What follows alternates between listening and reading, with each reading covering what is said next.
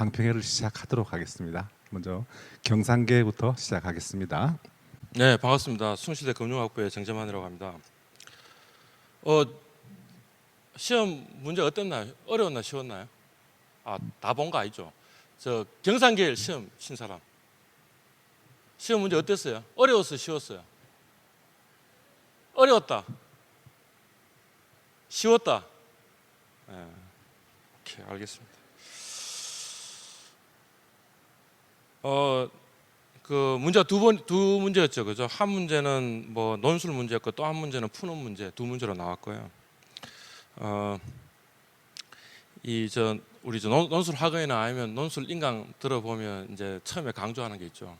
처음에 강조하는 게 빨리 문제를 빠른 속도로 보고 그 다음에 출제자가 어떤 의도를 가지고 했느냐라는 건데, 이제 첫 번째 문제는 이런 것 같습니다.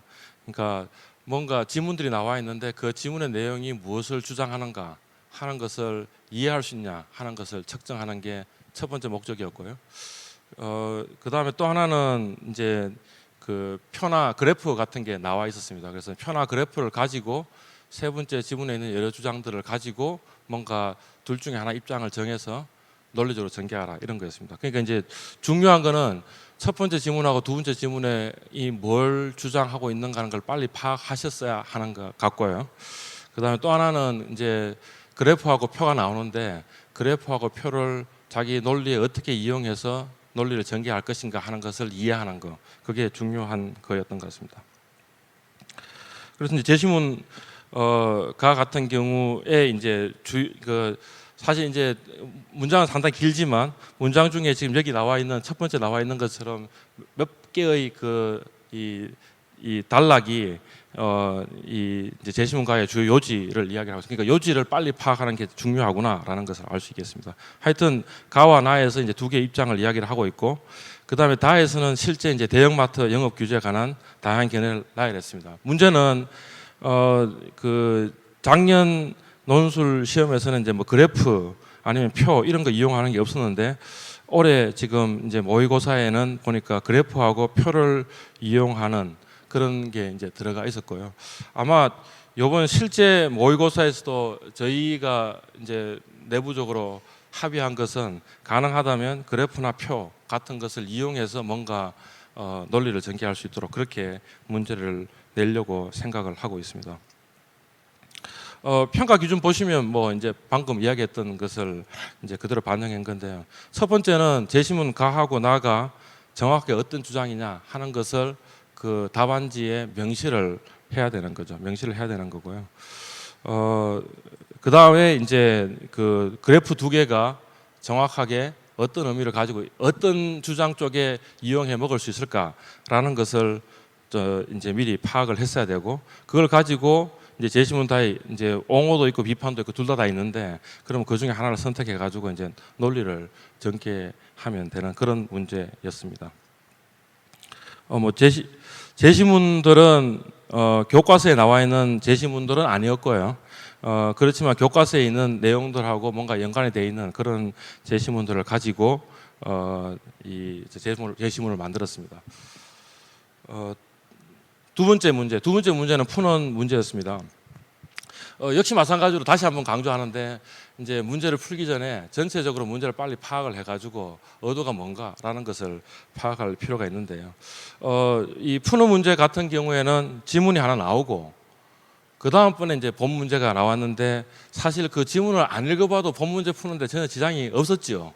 그죠? 사실 그러니까 이제 이 지문을 읽을 필요가 있는가 없는가 하는 것을 빨리 파악하시는 게 중요할 것 같습니다. 그랬고요. 그다음에 이제 그다음에는 문제를 푸시면 되겠습니다. 그러니까 사실 제시문가는 별로 읽어도 좋고 읽지 않아도 좋은 그런 거였고, 그게 답안지 작성할 때도 그렇게 뭐 이용을 하지 않아도 되는 그런 거였고요. 이제 제시문나가 실제 이제 그 문제의 예가 나와 있으니까 그 내용을 잘 이해를 하고 하는 거였고, 문제는 뭐 저 고등학교 중고등학교 수학에서 나오는 부등식 푸는 문제였습니다. 그래서 부등식을 잘 세우고 그 다음에 그래프를 잘 그리고 해서 문제를 잘 풀면 이제 좋은 답을 받도록 이렇게 되어 있었습니다. 제시문과는 별로 뭐 그렇게 안 읽어보셔도 사실은 됐던 거고요. 그다음 제시문 하나는 이제 반드시 읽어야 되는 그런 제시문이었던 것 같습니다. 마지막으로 팁 하나를 좀 드리겠습니다. 매년 이제 논술 채점을 해보면 이제 교수님 한 분이 문제 하나당 한 300편의 이제 답안지를 채점을 하게 됩니다. 그럼 이제 항상 느끼는 게 뭐냐하면 천편일률적입니다. 답안이 거의 대부분이 천편일률적이고 한 20편에서 한 30편 정도의 답안이 좀 기존에 있는 답안하고 좀 다른 답안들이 나오는 거죠. 그러니까 사실 채점을 할 때 천편일률적인 답안들을 보게 되면 그냥 평균적인 점수를 줄 수밖에 없는, 그리고 뭔가 좀 남들하고 다른 답안이면 그 다음에 좀 더 자세히 읽어보고 만약에 좀 말이 되는 것 같으면 그러면 좀 좋은 점수를 받고 뭐 이런 식으로 되는 것 같습니다. 그리고 실제 그렇게 해서 점수를 좋게 받은 학생들이 상위에 있는 학생들이 뽑히니까 결국엔 그런 학생들이 뽑히는 것 같습니다. 그래서 이제 우리 첫 번째 문제는 대략 보면 두 개의 어떤 견해가 나오고 그 다음에 둘 중에 하나를 선택해서 본인의 논리를 전개하라. 그런데 뭐 어떤 경우에는 첫 번째 견해를 선택할 수도 있고 두 번째 견해를 선택할 수도 있고 비슷비슷하게 나올 수 있는 그런 문제가 나오기도 하고, 또 어떤 경우에는 한쪽은 좀 선택해서 이야기하기가 쉬운데 나머지 한쪽은 선택해서 이야기하려면 좀 이야기하기 쉽지 않은 그런 경우가 생기죠. 그러면 대부분의 학생들은 쉬운 쪽으로 이제 답안을 작성을 하는데요. 그거보다는 오히려 좀 이 논리 전개하기 상당히 힘들지만 많은 사람들이 딴 사람들이 안 적을 거라고 생각하는 쪽을 선택해 가지고 답안을 선택하는 게 좋을 것 같습니다. 또 하나 팁을 말씀드리면 지금 요거 받으셨죠? 요거 받으셨으면 이 지난 수시 논술고사에 답안이 나와 있고 답안에 대해서 강평이 나와 있습니다. 그래서 강평을 자세히 읽어보시면 어떻게 하면 좀 더 좋은 점수를 받을 수 있을까 하는 힌트를 얻으실 수 있을 겁니다. 예, 감사합니다.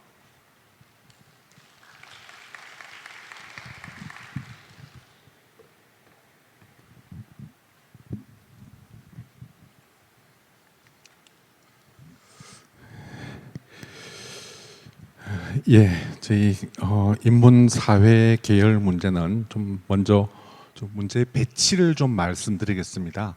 크게 두 문제가 나오는데요. 어떤 인문과 사회라는 문제가 분리될 수 없는 불가분의 관계죠. 네, 그럼에도 불구하고 주로 이제 1번에 인문성의 어떤 문제를 배치하고 주로 2번에 좀 사회 계열의 문제를 배치합니다. 그래서 논술의 본질상 글쓰기와 어떤 철학적 사고가 중심이 되다 보니까 1번 인문성 문제에 1000자를 부여하고 2번 사회계열 문제에 800자를 부여했습니다. 지금까지 그래왔고 이건 앞으로도 이 틀은 유지될 것 같습니다. 그건 좀 참조하시고요. 조금 전에 보신 그런 문제를 중심으로 좀 해설을 시작하겠습니다. 예. 먼저 좀 문제 1번 볼까요? 출제 의도를 좀 한번 봅시다. 예. 문제가 기술 문명 시대를 살아갈 바람직한 인간상은 무엇인가? 이를 제시문 가나다 가운데 가나다 가운데 하나를 선택하여 논하되 그것을 선택한 이유를 포함시키시오. 문제를 잘 파악하는 게 제일 중요하겠죠. 그래서 여기서 기술 문명 시대를 살아갈 바람직한 인간상이라고 하는 문제가 나왔습니다. 기술 문명 시대라고 하면 여러분 사회문화 시간에 참 익숙한 주제죠. 논술을 준비하신다면 여기에 대한 이미 준비는 다 되어 있으리라는 생각이 듭니다. 1번 문제는 대단히 평범하고 보편적인 문제입니다. 근데 이제 이것을 묻는 방식이요. 저희들 나름대로 또 고려가 없진 않았는데 이 문제는 제시문을 다소 느슨하게 배치를 했습니다. 촘촘하게 논리적 의미망을 구성한 게 아니라 그럼으로써 그 나머지 부분을 수험생 자신이 채워가게 수험생의 문제의식 구성 능력을 한번 보고 싶다라고 하는 것에 좀 포커스를 맞췄습니다. 일종의 여러분의 글쓰기 역량을 좀 한번 보고 싶다는 것이죠. 그런 만큼 지문의 배치는 다소 논리적으로 느슨합니다. 그 느슨한 논리망을 수험생 개개인이 이제 그 내용을 채워야 되겠죠. 이 물음에 답하기 위해서는 우선 현재 우리가 경험하고 있는 기술 문명이 어떤 가치와 폐해를 가지고 있는지에 대한 판단이 일단 전제되어야 되겠죠. 하지만 이는 제시문에 직접적으로 주어지지 않습니다. 그래서 여러분 자신의 경험을 토대로 일단은 판단을 할 수밖에 없습니다. 그리고 문제의 요구를 보면 제시문 중 하나를 선택하라고 했죠. 선택해서 거기서 제시된 인간상이 왜 기술 문명 시대에 바람직한가를 밝혀야 합니다. 자, 그렇다고 한다면 이것으로 끝나는 게 아니라 제시문이 3개가 있는데 선택되지 못한 나머지 2개는 그냥 버려서는 안 되겠죠. 그걸 어떻게든 활용을 해야 될 겁니다. 그래서 선택되지 않는 제시문이 왜 차선의 대상 혹은 배제의 대상이 되었는가를 논할 필요가 분명히 있습니다. 예. 그래서 제시문을 한번 보겠습니다. 예, 간은 현대 기술 문명의 총화인 컴퓨터와 인간을 비교하는 거죠. 인간이 컴퓨터에게 인간의 언어와 컴퓨터의 언어가 어떻게 다른가? 인간이 지금 컴퓨터를 일종의 좀 희롱하는 그런 재미있는 지문입니다. 그래서 컴퓨터와 인간을 비교함으로써 컴퓨터가 가질 수 없는 인간적 자질을 강조한 글입니다. 저자는 인간이 말하는 법의 이면에는 그 말을 가능하게 하는 감정과 판단, 진실, 생각 등이 담겨 있습니다. 인간의 언어는 이렇게 복잡하다. 너처럼 이진법으로 그렇게 언어를 구성한 게 아니다. 라고 이렇게 이야기하고 있습니다. 여기서는 분명히 인간이 기계보다 훨씬 더 우위에 서 있죠. 그건 쉽게 감지가 되죠. 그리고 나는 루소의 에밀이라고 하는 그 유명한 저작의 일부입니다. 인간이 본질적으로 자기 본성에 충실한 자연으로서 존재임을 강조하고 있습니다. 여기서 인간은 인위적인 무엇이 가해지기 이전의 상태로서 자연성과 조화를 이루어야 하며 인간의 욕구를 자연성에 맞게 조절할 때 행복과 평온함을 얻을 수 있다고 말하고 있습니다. 제시문단은 인공지능 생체 칩 실험을 소개하고 있습니다. 인간이 가진 자연적 능력은 기술과 결합하면 더욱 증진될 수 있다. 보통 인간으로 남는다면 우리는 기계의 지배를 받게 될 것이다 등등의 대목에서 기술 문명을 긍정적으로 평가하고 있음을 알 수 있습니다. 다에서는 기계가 인간과 거의 동등하거나 혹은 또 우위에 있는 어떤 그런 입장도 가능하죠. 예. 근데 이렇게 3가지 제시문이 느슨하게 이렇게 제시되었습니다. 실제로 이 3개를 논리적으로 따지고 보면 많이 악의가 맞지 않습니다. 저희들이 일부러 그렇게 배치를 했습니다. 자, 그래서 이제 여러분들 입장에서는 제시문의 배치의 구도를 고민해야 됩니다. 이게 제일 중요하겠죠. 도대체 어떤 맥락으로 이게 구성이 되었을까? 자, 이것이 파악이 되어야 하나가 선택이 되고 거기에 따라서 답안 작성이 가능하겠죠. 그렇다고 한다면 여기서 얼핏 보기에 아까 말씀드린 것처럼 간은 인간이 기계보다 우위에 있고, 그죠? 다는 기계가 인간과 동등하거나 우위에 있다라는 관점으로도 비춰질 수 있습니다. 약간의 어떤 상반적인 입장인데 문제는 나 같은 경우를 좀 유심히 볼 필요가 있습니다. 나는 가와 다와 달리 조금 문제의식의 층위가 조금 다릅니다. 조금은 인간의 존재론적인 본질에 대해서 얘기를 하고 있습니다. 그러니까 이건 대단히 인간의 어떤 본질적인 토대를 구성하고 있고 이 토대 위에 이 가와 다가 올려줄 수 있는 것이죠. 그런 맥락에서 본다면 나를 선택을 해서 가와 다라고 하는 이 2가지 상반된 방향으로 답안을 구성해 가는 것도 가능할 겁니다. 그것이 가능하고 또 하나는 가와 나 같은 경우는 전체적으로 보면 어떤 인간 중심주의죠. 내용적으로 그렇습니다. 근데 다와는 내용이 조금 다르죠. 차별나죠. 그렇다고 했을 때 내가 다를 택해 가지고 가와 나를 동시에 비판적으로 또 접근할 수 있을 겁니다. 여기서 다양한 접근이 가능한데 여기서 이제 어떤 제시문을 내가 선택하느냐 그건 여러분들의 자유입니다. 그러니까 이 문제는 정답이 있는 문제가 아니라 굉장히 느슨하면서 여러분 자체가 어떤 구성적인 역량을 갖고 있는가를 물어보는 어떤 그런 문제라고 말씀드렸죠.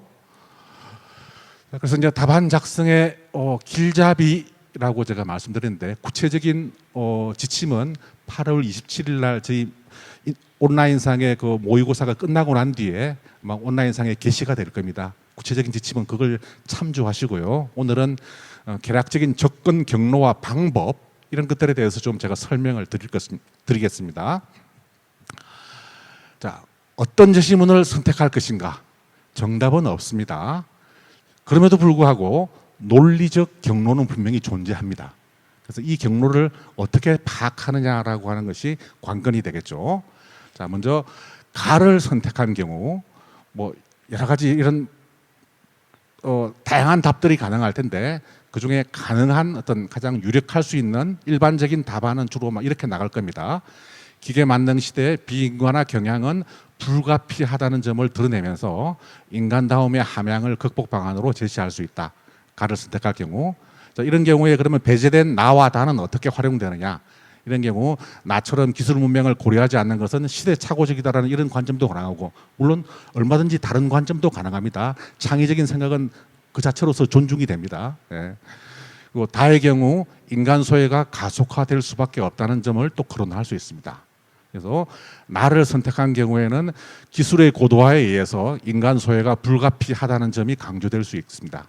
여기서 한 걸음 더 나아가지고 인간을 둘러싸고 있는 물리적 자연, 즉 생태 환경의 문제. 아까 루소가 말한 자연이라고 하는 것은 우리가 말하는 요즘에 자연 보호할 때 자연이 아니죠. 인간의 본성을 말하는 겁니다. 근데 여기서는 소위 자연 보호할 때 그 생태적 자연이죠. 그러면 인간의 내면적 본성으로서의 자연과 인간을 둘러싸고 있는 외부적 물리적 세계로서의 자연을 매칭을 시켜서 생각을 좀 더 확대해 볼 수 있는 어떤 그런 답안도 가능하겠죠. 아마 이런 식의 답안을 몰고 간다면 대단히 좋은 점수를 받을 겁니다.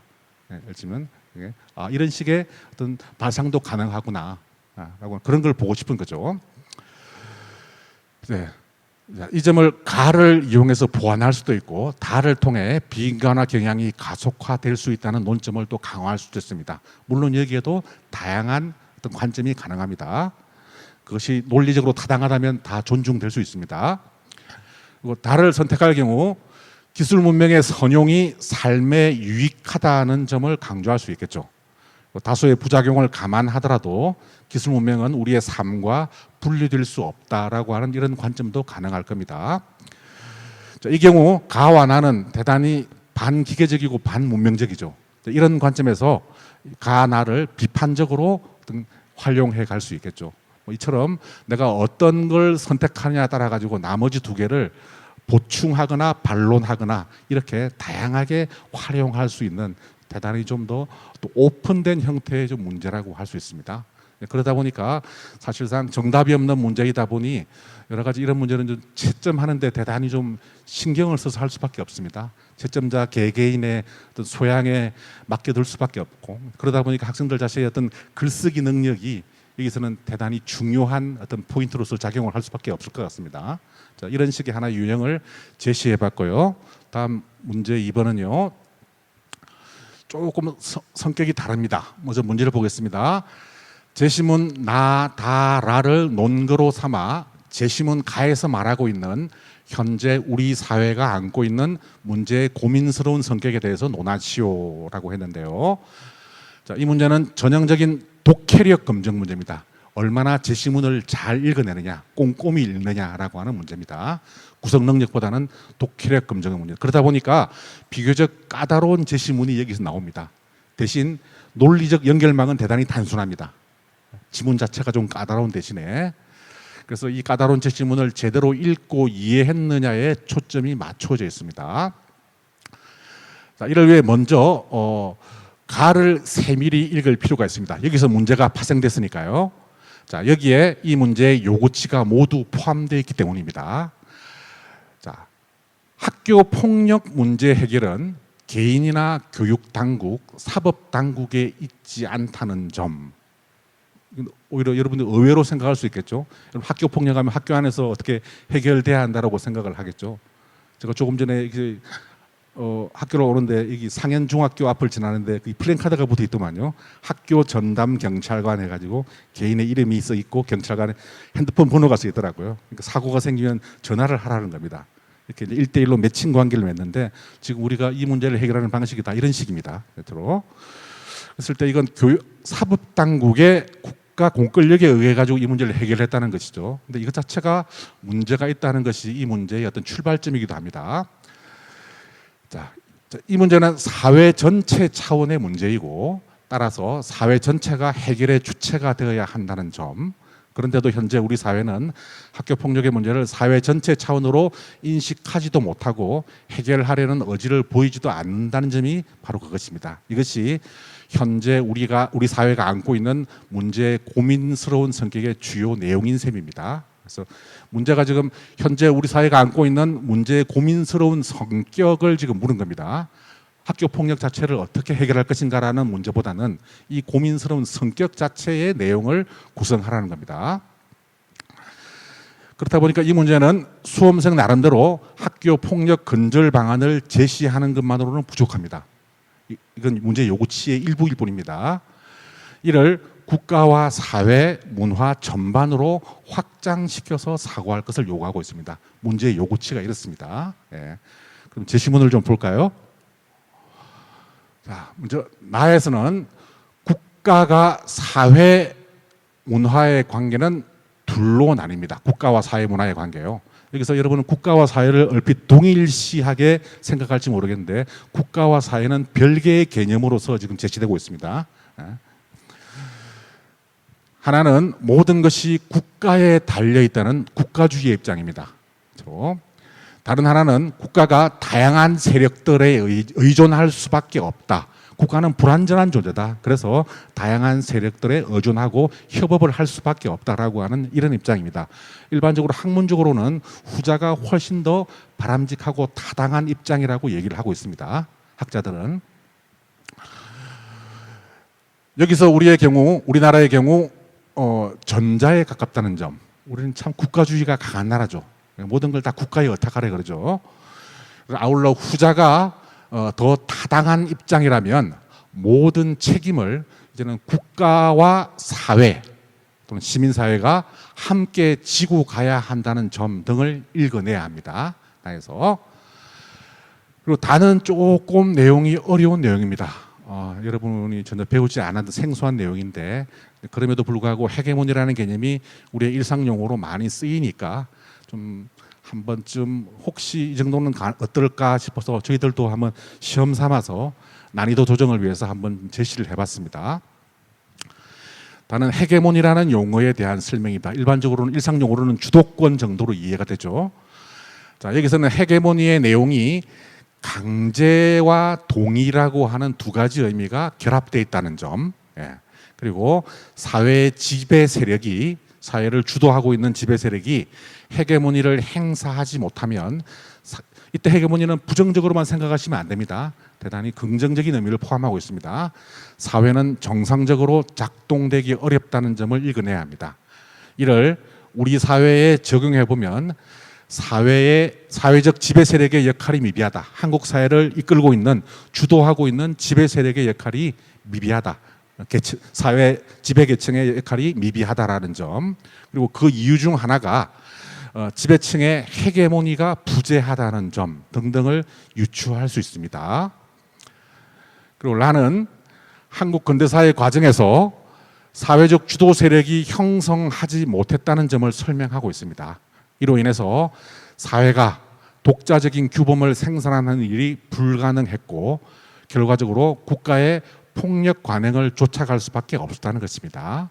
결국 국가 권력의 정당성과 사회 지배 세력의 책임이 요구되는데 이 두 가지를 우리의 근대사는 어떤 불행하게도 아직도 갖추지 못하고 있다는 것이 어떤 라 제시문의 주요 내용입니다. 그렇다고 한다면 이 내용을 가지고 어떻게 앞서 얘기했던 우리 사회의 고민스러운 성격을 이제 기술할까라는 문제가 남겠죠. 그래서 답안 작성에 어떤 기본적인 모범 답안은 아니고요. 이런 식의 논리로서 아마 작성하면 크게 틀리지 않을 거다라고 하는 논리적 의미망입니다. 일종의 알고리즘입니다. 네.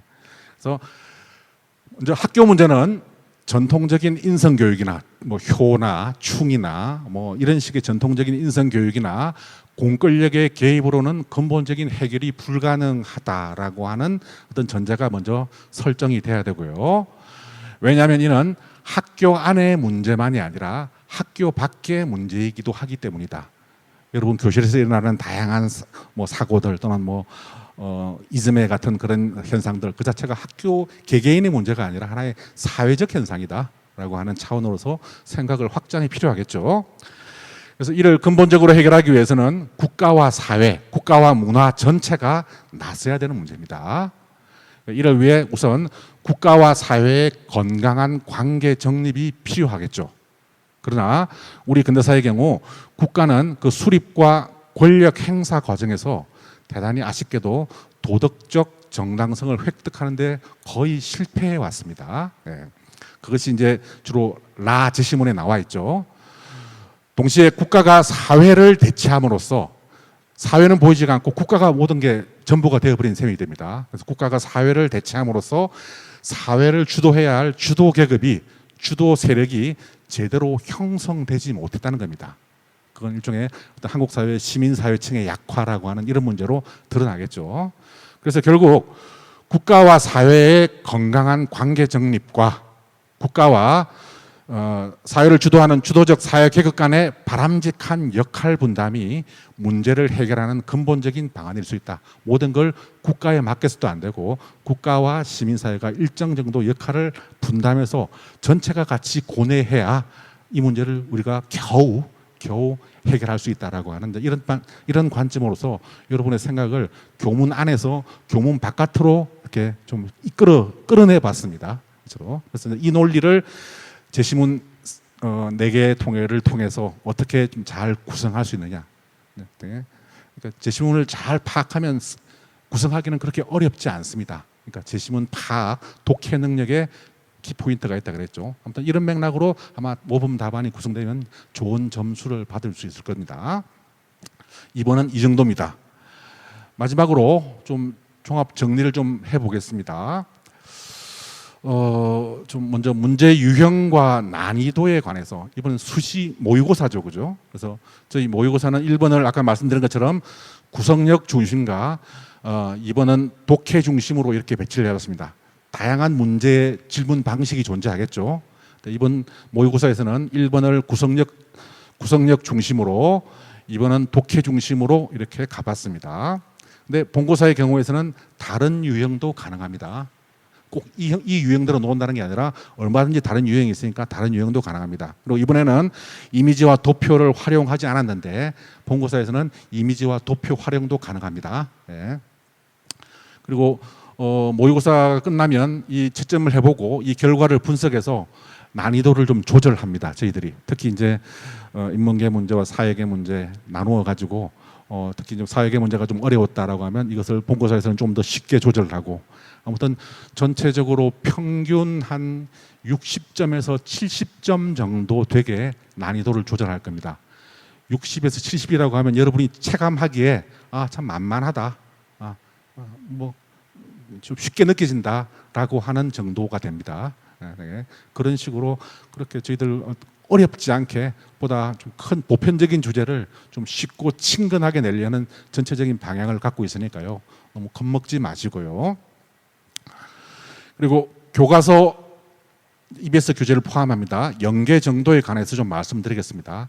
가급적 교과서 내용을 포함하려고 노력합니다. 근데 이번 모의고사에서는 거의 교과서를 참조하지 않았습니다. 왜냐하면 저희들도 팀이 새로 짜여져 가지고 새로 좀 여러 가지 워밍업도 필요하고 팀워크도 필요하고 다양한 시도도 필요하고 그래서 조금은 저희들이 한번 의도하는 어떤 제시문들을 가져와 가지고 좀 난이도 조절과 유형 조절을 위해서 좀 구성을 해봤습니다. 근데 본고사에서는 제시문 가운데 하나 정도는 교과서에서 그대로 나갈 겁니다. 그렇지 않으면 교과서의 챕터 제목, 예를 들면 사회문화라는 교과서의 뭐 3장의 제목이 뭐 예를 들면 뭐 인간과 기술이라거나 이렇게 되면 이런 주제 하나를 그대로 가져올 겁니다. 예, 그런 정도의 연계성은 띄게 될 테니까 참조하시고요. 그리고 마지막으로 앞에 경상계에서도 말씀드린 것처럼 좀 답안 작성에 관하여 좀 팁을 좀 드리도록 하겠습니다. 실제로 여러분 시험 보는 장면을 이렇게 감독을 하다 보면 참 다양한 유형의 학생들이 존재합니다. 근데 대부분이 문제를 받으면 참 쓰기 바빠요. 물론 시간이 많지 않다 보니까 많은 양을 채우기 위해서 빨리 써야 되는데 실제로 논술 문제 같은 경우에 내가 이 문제의 답안을 어떻게 구성할까, 이 구상의 시간이 굉장히 많이 필요한 것 같습니다. 그래서 가급적 좀 구상의 시간, 혼자 이렇게 깨알같이 그림도 그리면서 논리적 의미망을 연결하는 이 구상의 시간이 좀 더 많을수록 좀 더 좋은 답안이 나오는 것 같습니다. 예, 그걸 좀 가급적 좀 그 시간을 좀 투자해 주시고요. 그리고 답안지를 채점하다 보면 뭐 여러 가지 좀 뭐 유형의 답안지가 많이 나오는데 모든 글이라고 하는 것은 다 도입해서 문제의식을 전개하고 마무리하는 게 필요하죠. 뭐 서론, 본론, 결론이 아니고 아무리 원고지 800자 짧은 글이라 하더라도 어떻게 들어가서 어떻게 펼쳐서 어떻게 마무리한다라고 하는 이 질서는 존재하겠죠, 그죠? 자, 그렇다고 한다면 최소한 3개의 문단은 나눠져야 되겠죠. 예를 들면 도입 부분과 마무리 부분이 아무리 짧아도 뭐 2-3줄 정도라도 이렇게 마무리를 해주는 것이 훨씬 좋을 것 같습니다. 이게 없이 본론으로 바로 넘어오는 답안은 채점을 하다 보면 굉장히 참 부담스럽더라고요. 그러니까 문단을 나누지 않는 답안, 그리고 도입 부분과 마무리가 없는 답안, 그런 것들은 참 좋은 점수를 받기 힘든 것 같습니다. 문단을 나눈다는 것은 내 생각의 리듬을 나누는 일입니다. 내 생각이 이렇게 리듬을 갖고 있고 이렇게 운동하고 있다, 그걸 알아달라고 하는 거거든요. 대단히 중요한 장치입니다. 그런 부분은 꼭 좀 유념을 해주시면 좋을 것 같습니다. 그리고 앞에서도 말씀드렸는데 무난하고 안전한 답안 전략이 능사인 것만은 아닌 것 같습니다. 물론 이 논술 시험이 여러분의 인생이 걸려있는 중차대한 문제다 보니까 대단히 보수적으로 접근을 할 수밖에 없습니다. 그럼에도 불구하고 여러분 개개인이 여러 학교에 응시를 할 수밖에 없죠. 그렇다고 한다면 좀 더 전략적으로 어떤 학교 문제 하나 정도는 보다 좀 더 창의적이고 발랄한 답안을 구상해보는 그런 모험을 감행해보는 것도 참 괜찮을 것 같습니다. 앞서 말씀드린 대로 채점자가 한 사람이 한 사나흘에 걸쳐서 한 300장 정도를 이렇게 읽게 되는데 참 피곤하거든요. 그 가운데 하나 이렇게 참 발랄하고 창의적인 이렇게 톡톡 튀는 어떤 문제의식을 만났을 때 참 기뻐요. 야, 이게 논술이라는 제도의 존재 이유구나라고 하는 생각을 그때 갖게 되는데 참 보람을 느낍니다. 그런 답안을 좀 자주 만나고 싶은데 의외로 많지가 않습니다. 그래서 이런 부분은 좀 여러분들이 조금은 좀 내가 어떻게 전략을 짤 것인가, 최종 목표에 골인하기 위해서 그 전략을 수립하는 과정에서 적절하게 에너지를 좀 분배해서 이렇게 임하시면 훨씬 더 좋은 결과가 있을 것 같습니다. 예, 이상으로 인문사회계 강평을 마치도록 하겠습니다. 아무튼 감사합니다.